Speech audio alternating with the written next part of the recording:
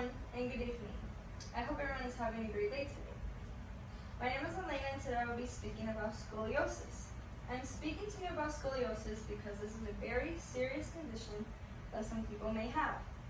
I have a friend that has mild scoliosis, and she has told me how she lives with it, and I have done a lot of research on it. I will be speaking about the signs and symptoms of scoliosis, the diagnoses, treatments, who it affects, and facts you should know.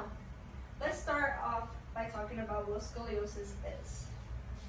Scoliosis is a condition that affects the spine of a person. One of the main signs or symptoms that could have scoliosis is when the spine forms an S or C shape down the spine. To see this S or C shape, you should go to your primary care doctor and have them look at your spine. They might also refer you out to a specialist.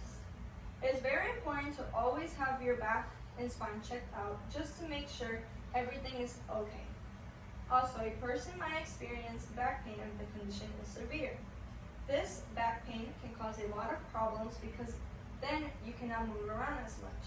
A person with scoliosis does not have the same ability to move around like a person who does not have the condition.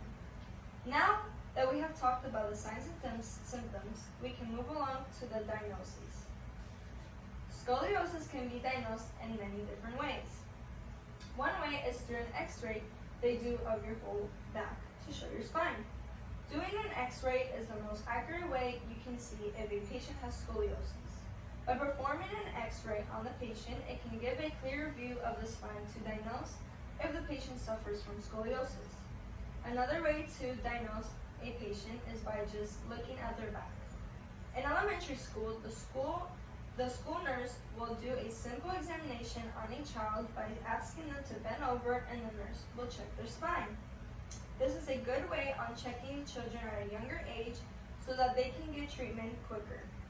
Speaking about treatment, let's move along to what types of treatment there are for scoliosis. There are many ways of treatment for scoliosis. There is surgical, non-surgical, physical therapy, and diets.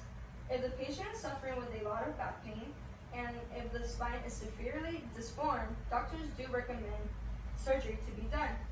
If the patient chooses not to do surgery, then there is a back brace that helps to support your spine. Another way, it could be doing exercise and diets to become healthier. By doing exercise, it could help a lot with any pain you have and release some pressure. Physical therapy can also help a lot with having scoliosis. Also, by eating healthier and doing diets, it can also help because you are making your body feel better. Now let's talk about who it could affect. Scoliosis could affect anyone of any age or shape. This condition is mainly seen more when patients are in their 9 or 14 years of age. It does affect more around this age because this is when our bones are growing the quickest. Also, there are some facts I found interesting in the book of Scoliosis Self-Help Research Book by Dr. Veronica. Scoliosis is not a disease, nor is it contagious. Scoliosis comes from the Greek word scolios, which means twisted or crooked. Looks like we're coming to the end of our speech. In today's speech, I spoke about scoliosis. My main point of speech was to inform everyone about what scoliosis is and why it is important to know about it. Thank you for having me today and letting me inform you about scoliosis.